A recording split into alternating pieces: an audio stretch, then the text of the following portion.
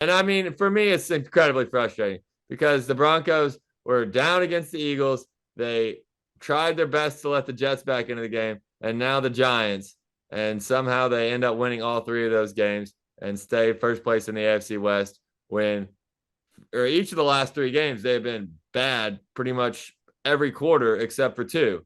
And that was the fourth quarter against the Eagles and the fourth quarter against the Giants. They were bad the whole Jets game, but it's a Jets. So even when you're bad, as long as you're not just the worst team in football, you can still beat those guys. So they played two good quarters out of their last 12, and somehow that gets them 3 wins. Well, some other things from this week.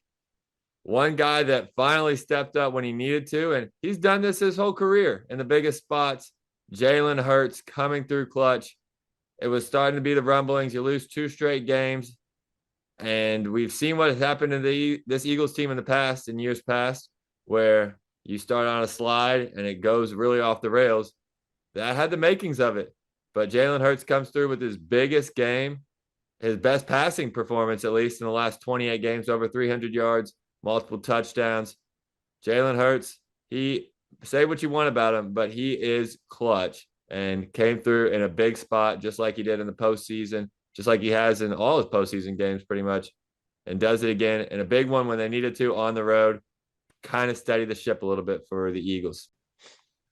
And then moving on, my next reaction is why is Mike McDaniels still the coach of the Dolphins? There's no point. The season's over. Your team's terrible. He has no leadership right now. He looks like he's just a dude in a shell.